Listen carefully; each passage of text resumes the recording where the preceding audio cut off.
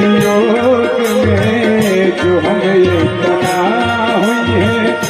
राजा पड़ल सोना हमिया में कोई थी विपदा के छाव में सोचे जुमान पे बैठी विपदा के छाव में सोचे जुमान पे कवन मुँह लेके जाई महलिया में कोई थी विपदा के छाव में सोचे